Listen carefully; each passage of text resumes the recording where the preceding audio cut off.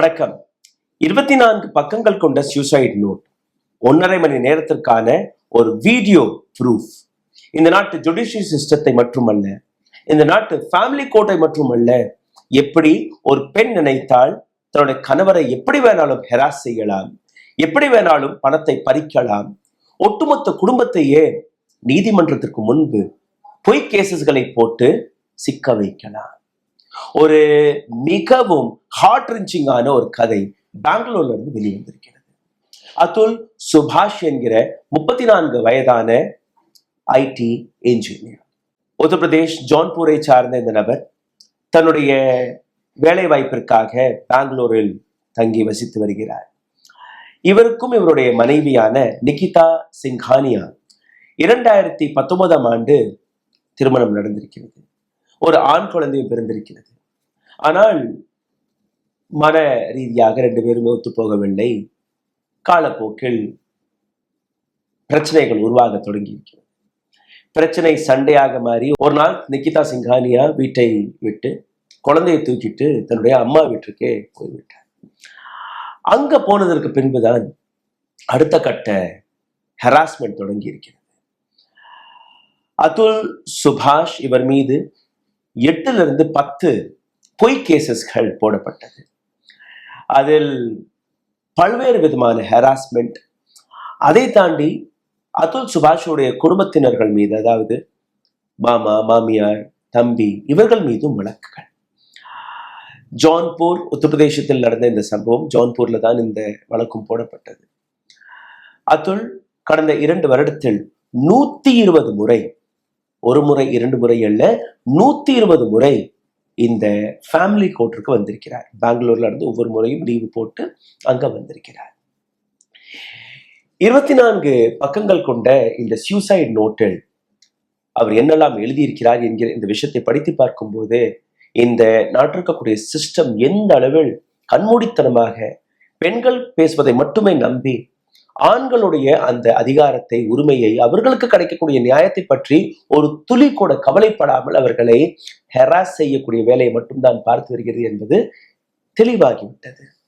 அதுல் சுபாஷ் தன்னுடைய நண்பர்களுக்கு இமெயில் வழியாக இந்த 24 பக்கங்கள் கொண்ட சுசைட் ஸ்டேட்மெண்ட்டை கொடுத்திருக்கிறார். இது மட்டுமல்ல, என்ஜிஓ, எந்த என்ஜிஓவுடன் இவர் தொடர்பில் இருந்தாரோ, அதாவது ஆண்களுக்கு சப்போர்ட் செய்யக்கூடிய இந்த என்ஜிஓ, அவர்களுக்கும் இந்த கடிதத்தை எழுதி அனுப்பி கடைசியில் ஒரு நோட் எழுதியிருக்கிறார். இதுவரை என்னுடன் துணையாக இருந்ததற்கு மிக்க மிக்க நன்றி சார்.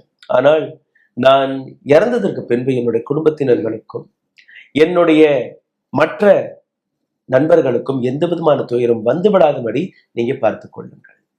இந்த சூசைட் நோட்டில் ஒரு சில மிக முக்கியமான வார்த்தைகளை அவர் எழுதியிருக்கிறார்.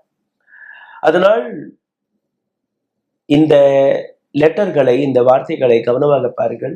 ஒவ்வொரு வார்த்தையும் உங்களை உருக்க இருக்கிறது. 4-5 மிக முக்கியமான புள்ளிகளை அவர் எடுத்து வைத்திருக்கிறார். அதாவது இந்த நாட்டில் இருக்கக்கூடிய ஜுடிஷியரி சிஸ்டம் எந்த அளவில் ஆண்களுக்கு எதிராக இருக்கிறது, அதை சரிபார்க்கணும். என்னுடைய மனைவி அல்ல அந்த குடும்பத்திலிருந்து யாருமே என்னுடைய சடலத்துக்கு அக்கம் பக்கத்தில் கூட வரக்கூடாது. என்னுடைய சின்ன குழந்தை, இவர்களுடைய நோக்கமே பணம் பறிப்பது மட்டும்தான். அப்போ என்னுடைய குழந்தையும் தன் மாதிரி மாற்றி விடுவார்கள்.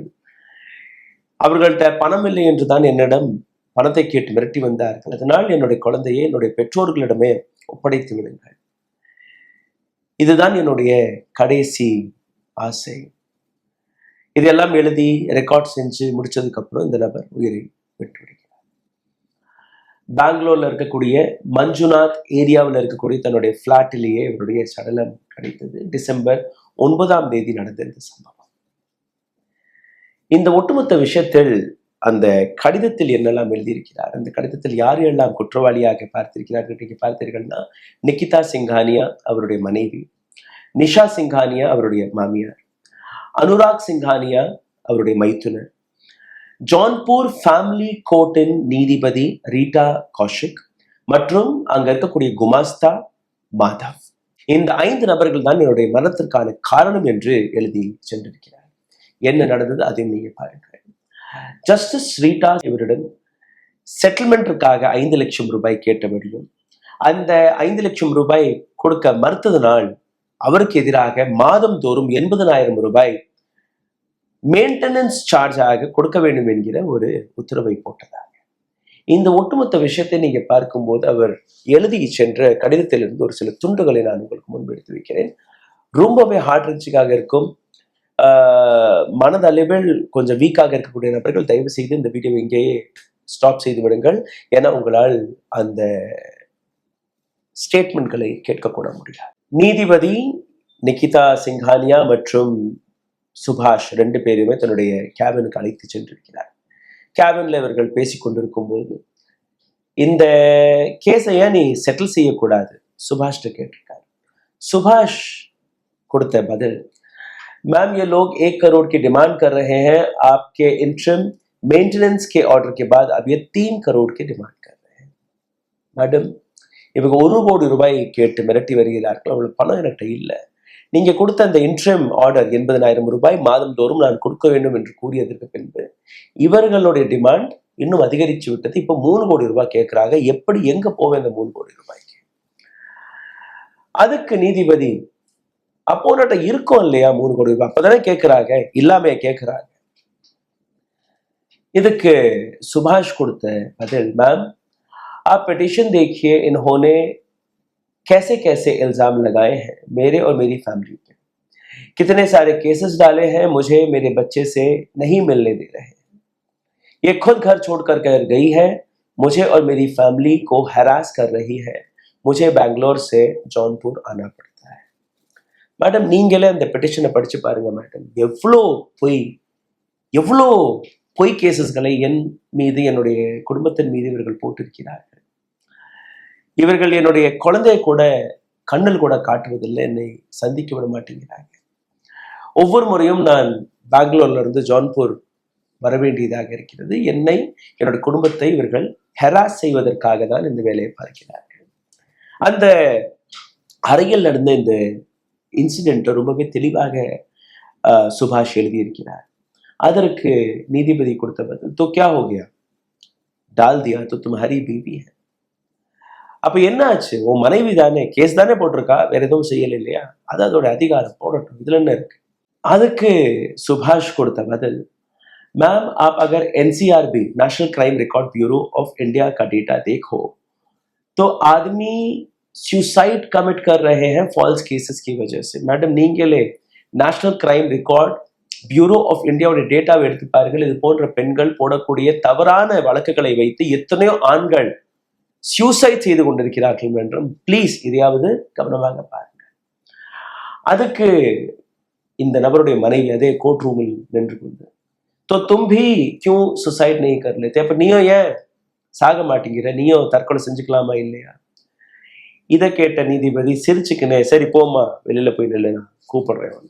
சுபாஷோட மனைவியை வெளியே அனுப்பினதற்கு பின்பு ஜட்ஜ் தொடங்குறார், ये केसेस सब झूठे होते हैं, ऐसा ही होता है, तुम अपने और अपने परिवार के बारे में सोचो, ये केसेस सेटल कर लो, हम तुम्हारी हेल्प करेंगे. எனக்கு தெரியும் இந்த வழக்கு எல்லாமே பொய்யான வழக்கு, சித்தரிக்கப்பட்ட வழக்கு. ஆனால் இன்னைக்கு நீ உன்னை பத்தி, உன்னுடைய குடும்பத்தை பத்தி சிந்தி, நான் உனக்கு ஹெல்ப் பண்றேன். அதற்கு சுபாஷ் இவ்வளோ ஹராஸ்மெண்ட்டுக்கு பின்ன சரி ஏதாவது ஒரு வழி கிடைக்குமான்னு கேட்டிருக்கிறேன். ठीक है मैम आप सजेस्ट करो लेकिन मेरे पास इतने पैसे नहीं है. சரி மேடம், நீங்க சொல்லுங்க என்ன செய்யணும்னா, நான் இவ்வளோ பணம் என்கிட்ட இல்லை மேடம், அவங்க 3 கோடி ரூபாய்லாம் கேட்குறாங்க, எனக்கு கிடையாது. हम एडजस्टमेंट करवाएंगे, 5 लाख लूंगी और मैं सेटल करा दूंगी, इसी कोर्ट में सब सेटल हो जाएगा, बहुत ही रीजनेबल अमाउंट है, इतना पैसा कमाते हो तुम, निकिता भी एडजस्ट करेगी, नहीं तो जीवन भर तुम और तुम्हारे माँ बाप कोर्ट कचहरी के चक्कर काटते रहे. இந்த வழக்கை செட்டில் செய்வதற்காக நான் உனக்கு உதவுகிறேன், அதற்காக 5 லட்சம் ரூபாய் நீ எனக்கு கொடுக்கணும். அதாவது நீதிபதி நேரடியாக சுபாஷ்ட கேட்டிருக்கேன். நான் நிகிதா கிட்ட பேசி இதை செட்டில்மெண்ட் பண்றதுக்கான வழியை தேடுறேன். நீ தான் இவ்வளவு பணம் சம்பாதிக்கிறே, உனக்கெல்லாம் 5 லட்சம் எல்லாம் ரொம்ப ரீசனபிளான அமௌண்ட்.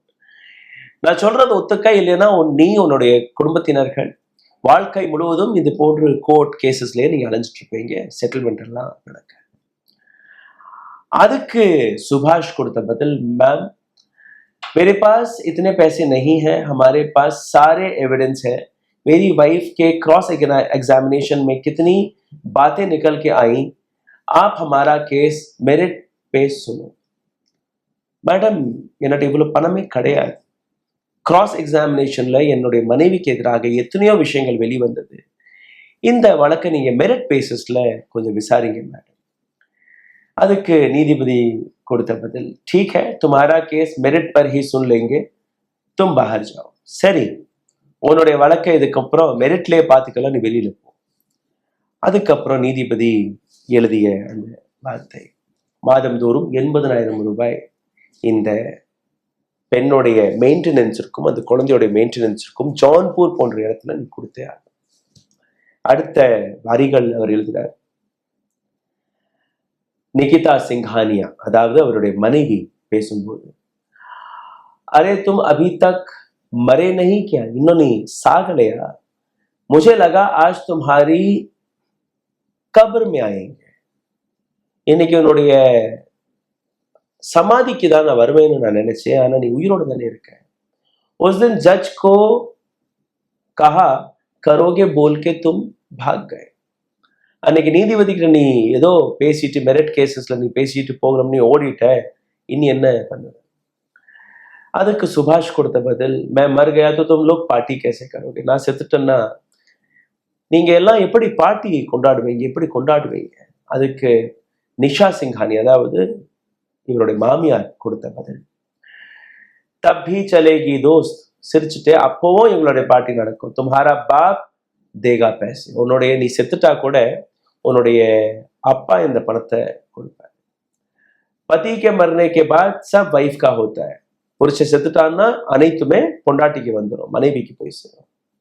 तेरे मरने के बाद तेरे माँ बाप भी जल्दी मर जाएंगे, நீ செத்ததுக்கு அப்புறம் உன்னுடைய பெற்றோர்களும் கூடிய சீக்கிரம் இறந்து போவார்கள். उसमें भी बहू का हिस्सा होता है, அதிலும் மருமகளுக்கான பங்கு உள்ளது. फिर जिंदगी तेरा पूरे खानदान कोर्ट के चक्कर काटे, இது தாண்டி நீ உன்னுடைய குடும்பம், ஒட்டுமொத்த குடும்பமே நீதிமன்றத்தில் இங்க ஓடி அடைஞ்சிட்டு இருக்கீங்க, வேற எதுவும் நடக்காது. இந்த ஸ்டேட்மெண்ட், இந்த 2 ஸ்டேட்மெண்ட் ஒரு பக்கம் இருக்க, தன்னுடைய லெட்டரில், தன்னுடைய கடிதத்தில் பல்வேறு விஷயங்களை அவர் எழுதியிருக்கிறார். நீதிமன்றத்தில் இருக்கக்கூடிய குமாஸ்தா பெயர் மாதவ், அந்த நபரை பற்றி எழுதியிருக்கிறார். ஒவ்வொரு முறையும் நான் அங்க போகும்போது அங்க வரக்கூடிய அனைத்து நபர்கள் கையிலுமே ஒரு 50 ரூபாய், குறைஞ்சபட்சம் 50, 100, 500 அப்படி இந்த நபர் வாங்குவார். இந்த லெஞ்ச பணம் நேரடியாக கோர்ட் வளாகத்தில் இருக்கக்கூடிய நீதிமதிக்கு எதிராகவே இது நடக்கும். மாதவ் ஒரு முறை எனக்கு போன் செய்து 3 லட்சம் கொடு, நான் நீதிபதியிட பேசி செட்டில்மெண்ட் செய்து கொடுக்கிறேன் என்று கூறினார். அதுவும் நடக்கவில்லை. இந்த நீதிமன்றத்தில் இந்த வழக்கு நடக்கும்போது பத்னி கோ குசாரா பத்தா தேனே கா நிர்ணய लिया गया, மனைவிக்கு அந்த 80,000 ரூபாய் கொடுப்பதாக அந்த இதையும் எடுத்து வைத்தார்கள். जज रीटा ने मेरी तनख्वाह का कैलकुलेशन टैक्स बिना काटे किया, அதாவது ஒரு சம்பளம் வருகிறது, எந்த விதமான டாக்ஸ் ரிபேட்டும் இல்லாமல், டாக்ஸ் எவ்வளவு நான் கட்டுற எதுவும் பார்க்காமல் ஒட்டுமொத்த சம்பளத்தையே கணக்கில் எடுத்து 80,000 ரூபாயை கொடுக்க வேண்டும் என்று கூறினார். जज को लगा कि सरकार को दिया जाने वाला पैसा टैक्स भी मेरी कमाई है, நான் அரசாங்கத்திற்கு கட்டக்கூடிய அந்த டாக்ஸும் என்னுடைய வருமானமாக நீதிபதி எடுத்துக்கொண்டார். अपने क्रॉस एग्जामिनेशन के दौरान मैंने जो बातें कही थी उन्हें रिकॉर्ड पर नहीं रखा. எங்களுடைய கிராஸ் எக்ஸாமினேஷனும் போது வெளிவந்த விஷயங்களை நீதிபதி அந்த ரிப்போர்ட்லேயே சேர்க்கவில்லை. जज रीटा ने 16 पेज का पक्षपाती जजमेंट दिया. जज रीटा 16 பக்கங்கள் கொண்ட ஒரு தரப்புக்கான, அதாவது அந்த பெண்ணுடைய குடும்பத்திற்காகவே அந்த ஜட்மெண்ட்டை கொடுத்திருந்தார். ஏன்னா 5 லட்சம் ரூபாய் கொடுக்கவில்லை. उन्होंने कहा अपने 4.5 साल के बच्चे के लिए, 4.5 வயதில் உள்ள அந்த சின்ன குழந்தைக்கு 40,000 ரூபாயும் மனைவிக்கு 40,000 ரூபாய், ஆக மொத்தம் 80,000 ரூபாய் நீ கொடுத்தே ஆக வேண்டும். ऑर्डर के मुताबिक जौनपुर में रहने वाले बच्चे की लालन पालन के लिए मुझे 40,000 रुपए देने पड़ेंगे. இந்த ஆர்டரை படித்து பார்க்கும்போது என்னுடைய 4.5 வயது குழந்தை ஜான்பூர் ஒரு சின்ன சிறிய இடம் உத்தரப்பிரதேசத்தில் இருக்கிறது. அங்க வாழக்கூடிய ஒரு 4.5 வயது குழந்தைக்கு 40,000 ரூபாய் எந்த எந்த கால்குலேஷன்ல இவங்க கொடுத்தாங்கன்னு தெரியல. என்னோட மனைவிக்கு 40,000 தான். இதை தாண்டி என் மனதில் வரக்கூடிய இன்னொரு விஷயம், இதே 10 வயது இல்லை 15 வயதில் என்னுடைய மகன் வளரும் போது அன்னைக்கு இந்த 40,000 4 லட்சம் ரூபாயாக மாறாதுன்னு என்ன கேரண்டி இருக்கிறது? என்னுடைய பணத்தை வைத்து இந்த சிஸ்டம் நடக்கிறது. என்னுடைய டாக்ஸ் பேயர்ஸ்களுடைய பணத்தை வைத்து இந்த நீதிமன்றங்கள் நடக்குது. என்னுடைய பணத்தை வைத்து என்னுடைய மனைவி என்னை ஏமாற்றி வருகிறார். தன்னுடைய லாயர்களுக்கு பணம் கொடுப்பதாக இருக்கட்டும், மற்ற விஷயங்களாக இருக்கட்டும், என்னுடைய பணத்தை வைத்து தானே என்னுடைய குடும்பத்தையும் ஹெராஸ் செய்து வருகிறார்கள். நானே இல்லை என்றால் அப்போ எதற்கு இது? அதனால் நான் என்னை முடித்துக் கொள்கிறேன் என்று சுசைட் செய்து கொண்டார். இது போன்ற எத்தனையோ வழக்குகள், எத்தனையோ நீதிபதிகள், எத்தனையோ அட்வொகேட்ஸ் தன்னுடைய லாபத்திற்காக, இது போன்ற பெண்கள் தன்னுடைய ஆசைகளுக்காக, அதாவது நான் பணம் சம்பாதிக்க வேண்டாம், ஆனா என்னுடைய கணவர் என்னை திருமணம் கட்டி கொண்ட ஒரே காரணத்தை வைத்து எப்படி வேணாலும் பணத்தை பறிக்கலாம் என்கிற ஒரு திட்டத்தை இவர்கள் போட்டு இது போன்ற வேலைகளை பார்த்து வருகிறார்கள். அதற்கு துணையாக போகக்கூடிய நீதிபதிகள், அதற்கு துணையாக போகக்கூடிய சிஸ்டம், அனைத்தின் மீதுமே ஒரு மிகப்பெரிய கேள்வி வெளியாகி உள்ளது. இந்த ஒட்டுமொத்த விஷயத்தை பற்றி சோஷியல் மீடியா இன்னைக்கு மிகப்பெரிய அளவில் கொந்தளித்து இருக்கிறது. சோஷியல் மீடியாவில் இருக்கக்கூடிய பல ஆண்கள், பல குடும்பத்தினர்கள், பாதிக்கப்பட்ட நபர்கள் இன்னைக்கு வெளிப்படையாக குரல் கொடுத்து வருகிறார்கள். இந்த நபருடைய சடலத்தில் நீங்க பார்த்தீர்கள்னா ஒரு A4 ஷீட் நெஞ்சில ஒட்டி இருந்திருக்கிறது. அந்த இடத்தில் எழுதிய அந்த கடைசி வார்த்தை, அதாவது இமெயில் தனியாக அனுப்பியிருக்காரு, 1.5 மணி நேரத்திற்கான சுசைட் நோட் வீடியோ பதிவிட்டிருக்கிறார். ஆனால் கடைசியில் அவர் எழுதிய வார்த்தை ஜஸ்டிஸ் இஸ் டியூ, அதாவது இன்னும் நீதி எனக்கு கிடைக்கவில்லை, நீதி கிடைக்கணும் என்று. இப்போ ஒட்டுமொத்த விஷயத்தை நீங்க பாருங்கள். ஒரு நீதிபதி, ஒரு மனைவி, ஒரு மாமியார், ஒரு மைத்துனர், இந்த அனைத்து நபர்களுமே சேர்ந்து எப்படி 8-10 பொய் வழக்குகளை போட்டு அந்த நபரை எந்த அளவில் ஹெராஸ் செய்திருப்பார்கள், எந்த அளவில் இந்த நாட்டு ஜுடிஷரி, லா அண்ட் ஆர்டர், நீதிபதி, கோர்ட் ஒரு ஆணுடன் விளையாண்டு இருக்கிறார்கள். அவர்களுடைய உயிர் போனதுக்கான காரணம் யார்? இதற்கு பின்னாடியாவது ஆண்களுக்கு கிடைக்கக்கூடிய நீதி கிடைக்கும் என்று நம்புகிறேன். இதற்கு பின்னாடியாவது சட்டங்களில் மாற்றங்கள் கொண்டு வர முடியும். இதற்கு பின்னாடியாவது இது போன்ற நீதிபதிகள் 5 லட்சம், 4 லட்சம், 10 லட்சம், நீங்க ஃபேமிலி கோர்ட்டில் போய் பாருங்கள், எந்த அளவில் வெளிப்படையாக செட்டில்மெண்ட் என்கிற பெயர்ல பணம் பறிக்கப்படுகிறது. செட்டில்மெண்ட் என்கிற பெயர்ல மாதந்தோறும் அவர்கள் அந்த பணத்தை கொடுக்க வேண்டியதாக இருக்கிறது. இது போன்ற ஜென்வனான கேசஸ்கள், இது போன்ற ஜென்வனான வழக்குகளை கூட இங்க சரியாக பார்க்க முடியவில்லை என்று.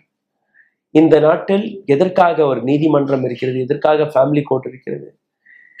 பண வேட்டைக்காக, பண வசூலிற்காக இது போன்ற இடங்கள் மீது, இது போன்ற நீதிபதிகள் மீது ஏன் ஆக்ஷன் எடுக்கப்படுவதில்லை? இப்போ நிகிதா, அதாவது சுபாஷுடைய மனைவி, மாமியார் மற்றும் மைத்துனர் மீது வழக்கு போடப்பட்டிருக்கிறது. இன்னும் கைது செய்யவில்லை. நீதிபதி மீது எந்த விதமான வழக்கும் போடப்படவில்லை. ஆனால் அந்த எஃப்ஐஆர்ல பெயர் மட்டும் எழுதியிருக்கிறார்கள். இந்த 5 நபர்கள் மீது, அதாவது குமாஸ்தா மீது வழக்கு போடப்பட்டிருக்கிறது. இந்த கேஸ் எவ்வளவு சீரியஸாக இருக்கிறது என்று நீங்க பார்க்க வேண்டும். உங்களுடைய கருத்துக்களை கீழே கமெண்டில் எழுதுங்கள். உங்களுடைய குடும்பத்தை சார்ந்த நபர்கள் அல்ல நீங்களும் இது போன்ற விக்டிமாக இருந்தால் உங்களுடைய கதையும் நீங்க கீழே எழுதலாம். நீங்க கோர்ட்டில் போய் சந்திக்கக்கூடிய விஷயங்களை ரெஜிஸ்டர் செய்ய ஆரம்பியுங்கள். சோஷியல் மீடியா இருக்கிறது. சோஷியல் மீடியாவில் நீங்க ஒவ்வொரு விஷயத்தையும் எழுத ஆரம்பித்தீர்கள். இது போன்ற நீதிபதிகள் வெளிப்படையாக பணத்திற்கு டிமாண்ட் செய்ய மாட்டார்கள். சரி, உங்களுடைய பேரே வெளிவர வேண்டாம் என்று தெரிந்தால் கூட பேர் இல்லாமலும் நீங்க அந்த நீதிபதியை, அந்த கோர்ட்டில் நடக்கக்கூடிய விஷயங்களை எக்ஸ்போஸ் செய்யலாம். இந்த வீடியோவை பகிருங்கள். பல்வேறு நபர்களிடம் இந்த வீடியோ போய் சேர்ந்தால் மட்டும்தான் ஒரு அவேர்னஸ் கிரியேட் ஆகும்.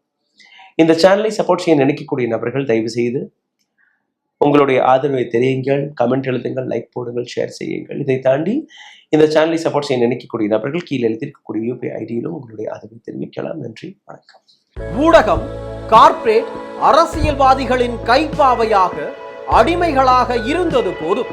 இனி சாட்டை எடுத்து சுழற்றும் நேரம் வந்துவிட்டது. ஊடகம் பொதுமக்களாகிய உங்களுக்காக உங்களாலேயே இயக்கப்பட வேண்டும். ஊடக சுதந்திரத்திற்காக உங்களின் பங்களிப்பை இன்றே அளித்திடுங்கள்.